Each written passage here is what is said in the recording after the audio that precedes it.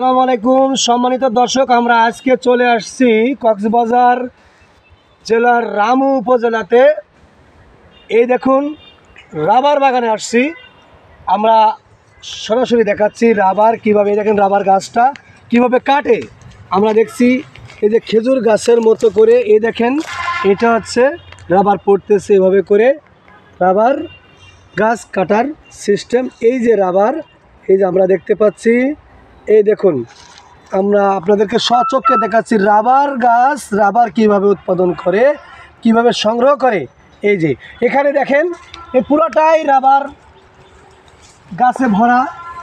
অন্তত ৮-১০টা পাহাড় মিলে এই রামুতে রাবার উৎপাদন, রাবার বাগান, যা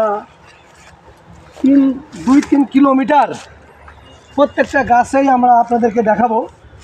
প্রত্যেকটা গাছে এই যে আবার দেখেন নিচেই, এই যে এখানে পাতা আছে, ঠিক এইভাবে ১০-১২টা পাহাড় মিলে, ছোট ছোট পাহাড়গুলো মিলে এই যে রাবার বাগান।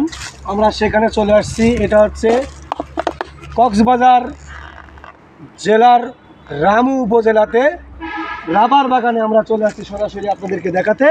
এই যে রাবার, এই যে পাশের রোডটা দেখতেছেন, আমরা একটু একটু একটু ঘুরাই দেন ক্যামেরাম্যান। এই দেখেন পুরোটাই, এই পুরোটাই হচ্ছে রাবার বাগান।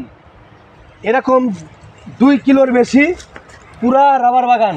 এর পাশ দিয়ে যে রোডটা চলেছে, এটা হচ্ছে নাইক্ষ্যংছড়ি যাওয়ার, বান্দরবন জেলার নাইক্ষ্যংছড়ি যাওয়ার এই যে রোড। আমরা রাবার বাগানটা আপনাদেরকে দেখাবো, দেখায়ে আমরা চলে যাব ইনশাল্লাহ নাইক্ষ্যংছড়ি। তো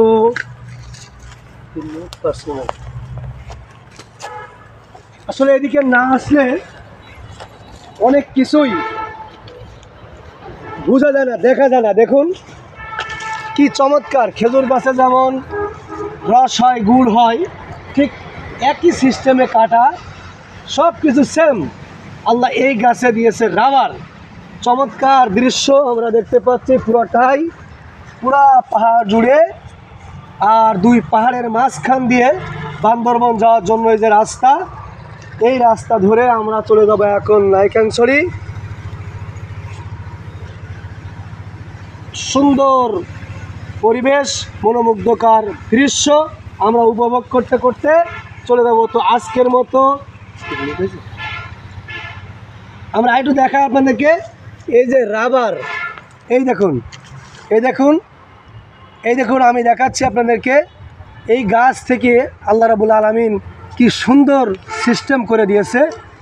এই রাবার বাগান আপনারা আসবেন অবশ্যই। কক্সবাজার থেকে ১৬ কিলো